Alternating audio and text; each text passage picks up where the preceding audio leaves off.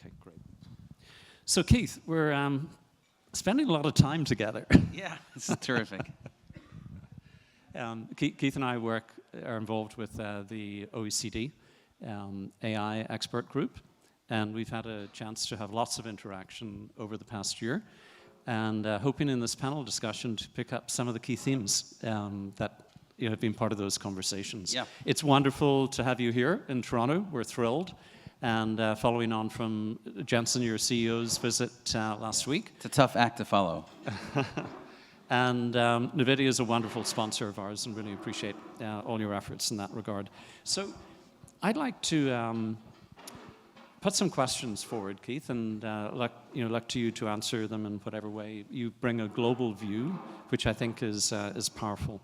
So I wonder if you can contrast for us the global interest in AI that you saw in, say, 2021, compared to where we are today? And where do you think it'll go from here?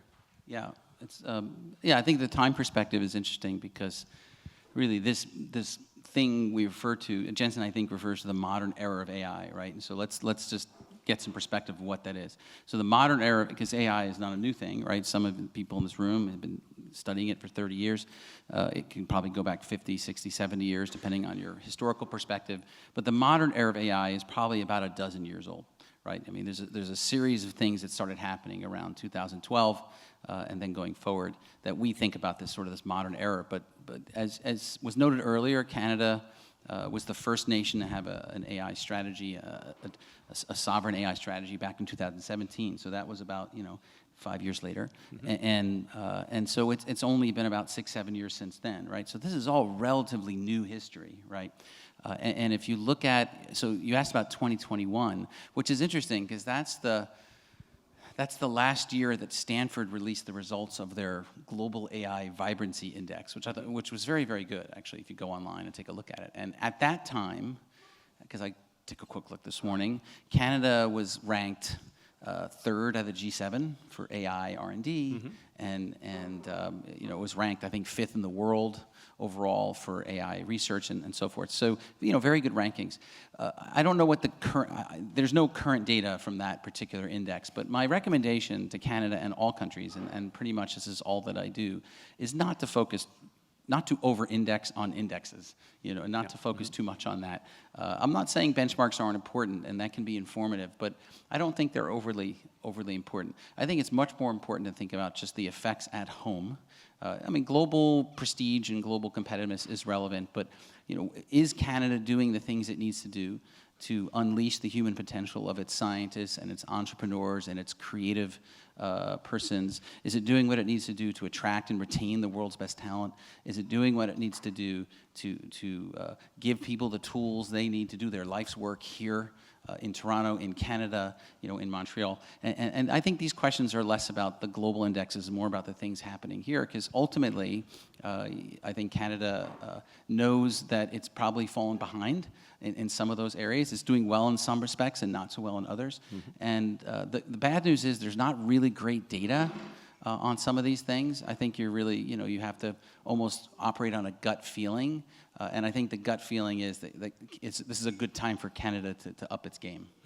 Okay, thanks, Keith. And that's great insight globally and a challenge to us here. And certainly we've been discussing over the past day the importance of, as a country, really stepping up our investments in both infrastructure, we'll talk about in a moment, specifically to support AI compute. And the other element is national data sets that offer incredible potential for us to take full advantage of AI as well. So where to from here? How do you think it's, as you look forward, we often reflect on the fact that AI is really at this moment still in its early emergence stage. So what do you see looking forward? Yeah, I mean, there's not great data on every sector in every country to produce as reliable a data set as you would want. But from a global perspective, I think the data is very compelling, and I think that it's unmistakable that AI whatever AI means to you, because there isn't one version of that, and AI, of course, is a PowerPoint term. I mean, it's a stack of technology and domains and so forth, right? But this constellation of capabilities is being adopted and experimented with and deployed at an unbelievable pace across the civilian and, frankly, the military complex across the world, at a pace that is really hard to describe. And I just, I have the privilege, at NVIDIA, because of NVIDIA's market position, and because we just looking at the incoming requests, looking at the sales reports, looking at the purchase orders and the partnerships, and taking that all together gives you not just a slice of the market, but a very good read on the world and what they're doing. And there is not a sector of the economy, any economy, right? Auto, life sciences, healthcare, retail, just go down the list. There's not a sector of the economy, and there's not a section of the world, although we could spend 30 minutes talking about the global south and the challenges in terms of the inequities there, but pretty much across the world in all the hemispheres and all the continents and all the major countries, developed and increasingly the developing nations, this has become a national priority. And so every country's reacting a little bit differently. Not everyone's stepping up in the same way, but if they're not taking it seriously and they're not reconciling their budget priorities and their national priorities with this new reality, there are implications. Good, thanks, Keith. So many governments around the world are now considering AI capabilities and compute infrastructure to be of significant national interest. You interact with many of these administrations. What regions are leading in this demand? Well, this is a really interesting one because, when you live inside the bubble of working for a company like NVIDIA, right, or any company, you just tend to see the world through the lens of that bubble. And so it wouldn't surprise you as you walk around NVIDIA's headquarters or talk to, anyone in NVIDIA that, they'll tell you how important GPUs are and, computers are, as you would expect, right? But when you leave that bubble and you go into the halls of power and all the capitals across the world, and you sit down with prime ministers and deputy prime ministers and ministers, the vast majority of them, if not 100% of them, have a completely different understanding of the world. And when I started out at NVIDIA 5 years ago in 2019, I started flying around meeting with officials. It was clear to me very quickly that pretty much nobody understood what computing was and why it was important and why this infrastructure mattered. And I don't say that anecdotally. If you look at literally all 75 of the national AI plans that followed Canada, including Canada, there was not a meaningful reference to computing in any of them. On average, they had about one paragraph on computing infrastructure. It was just assumed that if you needed computing, you just go get it, and computing is easy and it's infinite and AI rains from the cloud. And so there was just no conversation at all on computing. And so you really there has been a step function shift in understanding of that, because contrary to that understanding, the truth is, the myth that's been broken is that computing is not infinite and easy, it's finite and complex when you're referring to the most advanced forms of computing, which is what you need for AI, right? And so I think that shift is happening, but we're still kind of in the teenage awkward phase, where countries are wrestling with the fact that they don't have a line item in their budget for computing necessarily at the scale that they need. And for the most part, all the supercomputers that have ever been built up until a few years ago were built for one purpose, and that is as an instrument of science. And that's a good thing. That's great, and that's still true. But that's not the only truth now. That infrastructure, and you said it. The critical infrastructure. It's now underpinning economic growth and national security, and that reality requires a completely new thought process. And countries are getting there, but it's happening, in fits and starts. So slow pace initially, picking up. Can you share with us what are the actual strategies they're adopting to augment their country's capabilities on compute infrastructure? Yeah, you did use the term AI factories in your introduction, Mm-hmm. and what's interesting is we started speaking about this a couple of years ago, although kind of quietly, and Jensen himself didn't. Frankly, it was me and a few others, so a little bit off the main radar, but still out there talking about AI. This is the new means of production, right? This is the new important. So digital sovereignty is a term that's been around for a while, but AI sovereignty is a relatively new concept, right?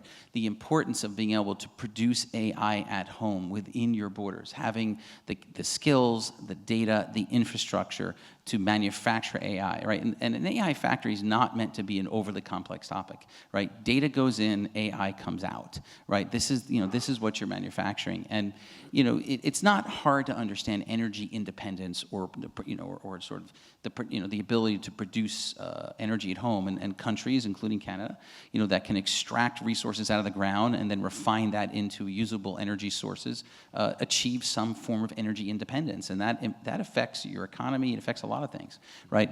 So this is also going to be true about AI. So we've been saying that for a couple of years, but Jensen has started to put this, more prominently on the radar. And interestingly enough, just 10 days ago, the European Union announced, they kind of adopted the term and said, we're going to build a network of AI factories across Europe, right? And I think there's recognition now that this is critical infrastructure. And so the strategy, so that's one part of the strategy. Of course, that's the idea. The next part is, well, how do you do it?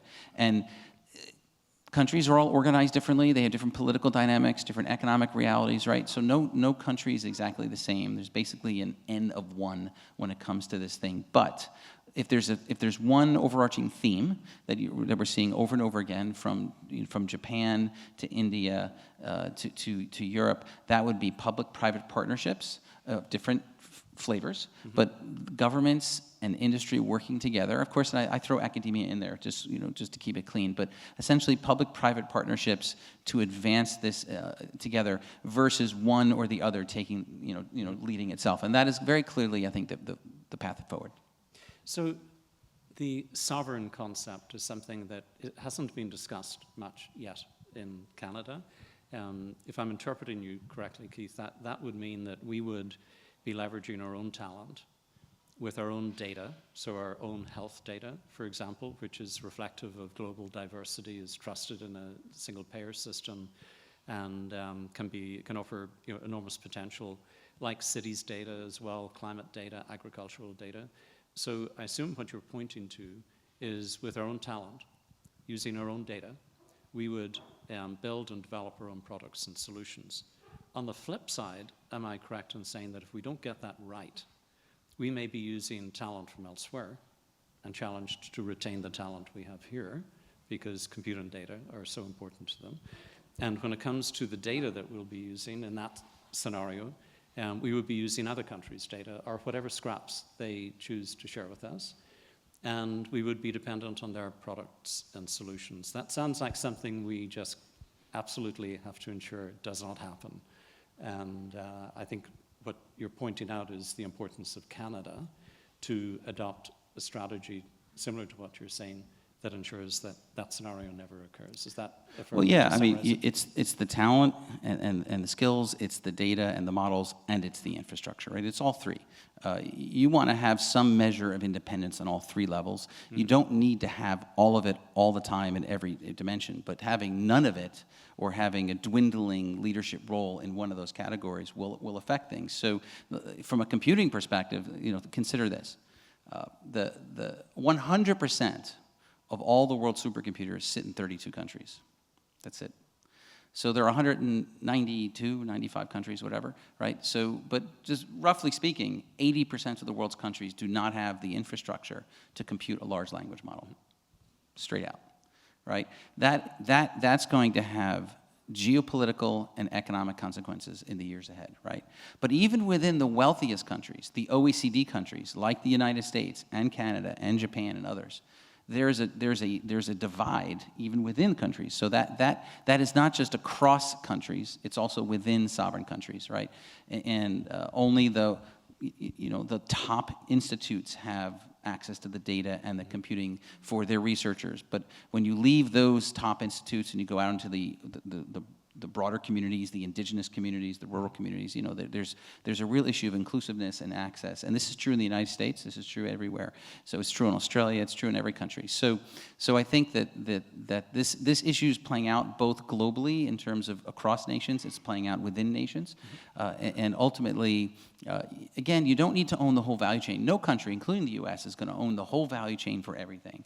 But if you don't have access to the data, and if you're not generating and constantly sort of stocking, your inventory of talent, and if you're not building enough infrastructure within your nation, you will have a level of a lack of resilience and a level of dependency that I think will become increasingly uncomfortable over time. And then the last thought I'll leave on that, Tony, is that there will be net importers and net exporters of AI, over time. And the countries that cannot manufacture AI will find themselves importing it more than exporting it. And again, there'll be economic consequences to that. Good. So, thank you, Keith. Canada was first out of the gate with a national AI strategy in 2017, which included the support for the Vector Institute and other national AI institutes in Montreal and Edmonton, Mila and Amy. And with the rest of the world, we're now catching up. And I think Jensen said it very well. We're catching up, but from a pretty good position. We were first to deploy a national strategy for AI in 2017. He called us all out in a good way by reminding us that while he was in Toronto, that he was standing at the epicenter of the development of modern AI. And that we're probably too humble about that and need to shout it out a little louder. But we do know that as part of catching up, with that as a good spot to start, there are a number of key things that we need to do right away. Now, you've seen countries come to that realization around the world. What are the first and early steps that they're taking beyond developing a strategy, which is the desirable place to get to in the medium to long term? Well, where do you start? Yeah, as always, Jensen's 100% right on this. I mean, there's a lot of countries that would be envious to have the history and the substantial base of talent that Canada has. I mean, you can't create that spark artificially as much as you'd like, right? And every country does have pros and cons. I mean, some countries have. Look, there are some countries with significantly more financial resources and other advantages over Canada, but it doesn't really matter. I mean, the reality is you have what you have, and you have to build on that. And Canada has a very strong foundation, and it does have a leadership position, and it is in the top 10 already. So the question really isn't, do you move from 5 to 3? Or again, I wouldn't worry about that. The question is just, how do you create all the different pathways for success and for discovery and for unlocking all the potential of the incredible talent that you have? And if you're whether you're an engineer or a scientist or developer or a creator or whatever you are, you need that infrastructure to do your life's work. And that infrastructure includes access to the data. It includes policies that create safety zones and sandboxes and protections against harms for those that are not in the sandbox. I mean, you need all those things. It isn't one thing. And those come together. So unfortunately, it's not a silver bullet, right? It is a complex set of things you need to invest in, but you need to reconcile that if you don't do those things, then Canada's leadership position will wane over time. It doesn't matter what you did in the past, right? Plenty of countries, I mean, quite frankly, Denmark, as an example, Denmark takes great pride in having essentially been the home of quantum physics, right? I mean, that is a source of national pride, but there's no guarantee the first quantum computer will come out of Denmark. Now they're trying real hard. They're one of 12 or so countries that are investing billions into quantum computing, and they hope they'll be out in front, but there's no guarantee. And there are some countries investing a lot more than they are. So I think having been part of that early days is helpful, having the incredible history and the talent helpful, but it's not a guarantee. So these meetings, these discussions, the one we're having right after this, are incredibly important to make sure that Canada retains its leadership. But as far as just strategies overall, I think the number one thing that I see regionally, and I'll try not to name individual countries, but you did refer to regions, so I'll refer to regions. If I look across the world, quite frankly, Southeast Asia, and there's a lot of countries in Southeast Asia, but as a grouping, and the Middle East as a grouping, are investing and showing political leadership at a scale that I don't see in the West. It's just not the same. It's like night and day. There's just a level of energy and enthusiasm and directed focus that AI is going to be a rocket fuel for their nations. It's going to help them leapfrog to whatever's next in their economic journey, and they're all in. And I would not say that that's exactly the same conversation that we have with most European and Western countries. It's still important, but not at the same level. And so I think it'll be interesting to see how this plays out over the next decade based on the different approaches. Keith, in terms of early smart steps by countries, taking it from a regional to a country level, through our discussions at OECD, one country that seems to stand out is Japan. So many countries have secured the chips, secured the site, set up the power supply to enable it. But then the question is, what are the next smart steps? So could you chat about Japan for a few minutes? So Japan has been behind for, I would say, in some respects. Their overall digital strategy and their AI strategy has been lagging relative to some other countries, to the average Western democracy. But even though the fastest supercomputer in the world, Fugaku, sits in Japan, so they have some very strong history of computing. But as a nation, their sovereign AI focus on both digital and AI has been a bit weaker, frankly. But they really got their act together in 2023.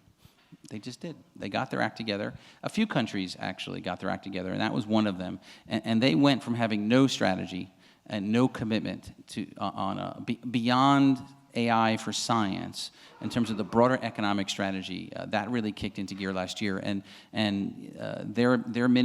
a ministry level on up to the prime minister, they decided to do a step function level commitment, and frankly, I mean, it's a multi-year, multi-billion-dollar commitment to building infrastructure, and that's just something we hadn't seen in Japan or really in most Western countries, and now that's changing. If you go back just 2-3 years ago, it was everyone had an AI strategy and everyone wanted to talk about it. That was not the issue.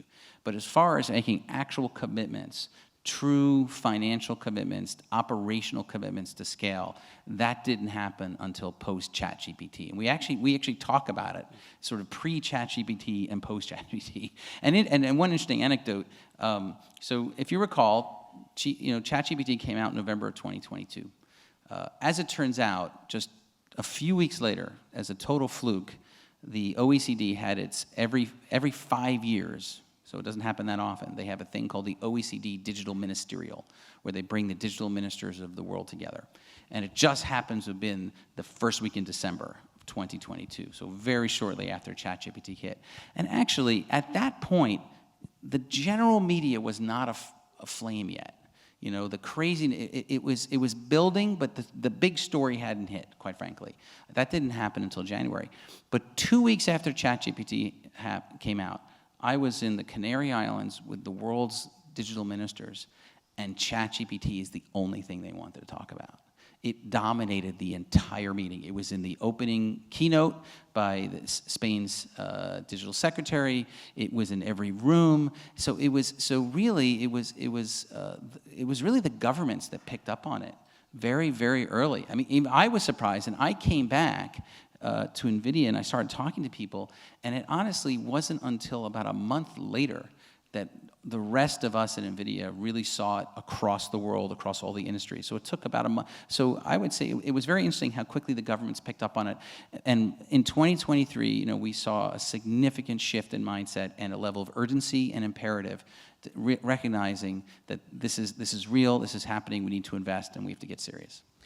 So what you're painting, if you simplify it down to demand and supply, there is exponential demand occurring here and a supply shortage, which at a country and regional level presents really serious supply chain risks of a nature and scale we haven't had to experience before. Maybe COVID vaccines might be comparable, but the gap here in demand and supply is, I would suggest, beyond that. So how do you see AI chip development and supply evolving in the near term? Yeah, and the good news is the supply situation is definitely improved, right? And it's getting better every day. Can you comment a little on that? Yeah, I mean, look, before the world got crazy, I mean, you know, if we could, you know, we could deliver a pretty significant supercomputer in 4 to 6 weeks. I mean, you know, I mean, even faster if we were motivated. I mean, that's, and believe me, and if you don't understand how crazy revolutionary that is, you know, historically you're talking 1 to 2 years to design and build a supercomputer, but we could get one out the door. We could deliver a pretty significant machine, you know, in 60 days. When you jump ahead to sort of post-COVID, post-ChatGPT craziness, that was suddenly 6 to 9 months.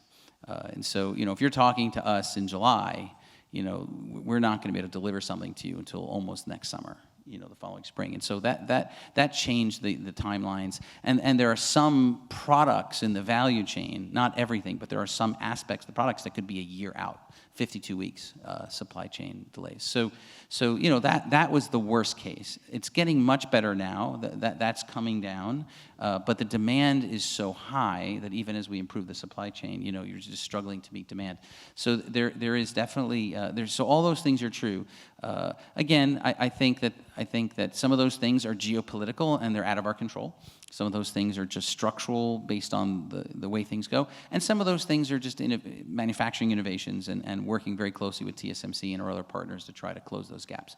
But so that's on the supply chain side. So still difficult, getting better. I think it's, you know, I mean, for us right now, it's more like 4 to 6 months. It used to be 6 to 9 months. So, you know, it's getting better. But we still have to be honest, we're very, very cautious on our customers. We review and we talk to customers, you know, whether it's nations or companies, we make sure that not only can they sign a purchase order, but are they actually prepared and ready to take shipment and to use this technology well? We won't ship technology to an entity that will not deploy it and deploy it successfully. That's just not good for us. It's not good for the world. So we don't want to have GPUs stacking up in warehouses. So if it's not going to be put into production in a very effective, incredible, and responsible way, we won't ship it. And so that's part of what, you know, that's part of the work that we do. But on the chip design side, I mean, you know, this is true for all designers in any field, whether you're designing buildings or chips or movies, you know, whatever you're designing, AI is very powerful and in some cases very disruptive to those processes. But it is absolutely transforming the way things are designed. Things are prototyped and then ultimately things will be manufactured. In chip design, for at least several years now, we've been using some of the world's largest computers to support chip design. There's almost no way to design something this small with 58 billion transistors without using computers and AI, right? I mean, the level of complexity in that design exceeds, you know, humans. However, these are not replacing humans. These are tools for human chip designers, right? These are co-pilots for chip designers. And so, you know, what we're designing now, and what I think we've released is for our team is a chip GPT, you know, a co-pilot that uses the full power of large language models and supercomputers to support and accelerate the chip design process. So it just like programmers are now working with generative AI, our chip designers are using generative AI to accelerate the chip design process. We've already been working very closely with TSMC for years to accelerate the lithographic process and the actual manufacturing of these chips. Those already use our technology in the actual manufacturing. But now, you know, we're leveraging all of the tools of the day to make sure that we can accelerate. And frankly, our product development cycle used to be 2 years, and it's now a year. So we've gone from 24 months to 12 months to generate the next generation, which is what the world demands. And there's no way to do that without AI. Good. Thank you, Keith. Maybe a good topic to end up on is that you've articulated, I think, really well as to where the development is going, how that will, from a supply perspective, begin to ease things. But one topic, and it's the harder topic to discuss, but would love to get your thoughts, but I know is on the mind of many people in the room, is that most of these chips are manufactured in one country. And powers around the world, governments around the world, you're talking to them all, are pretty good at identifying risks and figuring out under different scenarios how to mitigate them. So what if the supply from Taiwan was shut down? Not a great scenario. Not a great scenario, not one any of us would plan on, but there's a lot of thinking being put into that. when you look at the history of Taiwan and the segment, you know, it's really it's an amazing story. And I know everyone focuses on just the chip. And obviously, if you're talking about AI chips, you're going to talk about TSMC. But actually, what's so amazing about Taiwan and this story is what grew up in Taiwan wasn't just a chip sector. It's the entire electronics value chain, right? I mean, there are thousands of companies, you know, sort of around that island. The supplies that go into the assembly plant and the TMC factories, and then what comes off of the TMC factory then goes back to these series of companies that package and install and bundle and, you know, and all the things they need to do. That entire hardware value chain is really what's miraculous about Taiwan. And so, first off, it's a very good thing that Europe and the US have started to incentivize and fund additional foundries. That's good. We want that. That definitely increases more resilience around the world within the chip supply chain. But again, it's not just about a foundry, right? It's about that entire end-to-end value chain, and that's not so hard to recreate. That's going to take a lot longer. And so the truth is, we have an uncomfortable situation, and it probably wasn't recognized fully until a few years ago when the National Security and AI, the NSC-AI report, if you haven't read it, you know, I encourage you to, kind of put it in very bold, direct terms. And subsequent to that, I think at least in Washington, and I don't know if the president has commented directly on it, but Secretary Raimondo has in the Commerce Department. You know, that this is this very black and white situation, you know, and it's not just about NVIDIA. I mean, it's all of the chip companies, right? It's Apple, it's just every major technology company depends on that island and its capabilities, including all computer servers and so forth. So, yeah, I mean, we NVIDIA are happy to support all of the other foundries that are coming into production, you know, whether it's Intel's foundries or others, TSMC's in the US and elsewhere. We're happy to produce our chips other places when they're available. They just haven't been able to do it yet.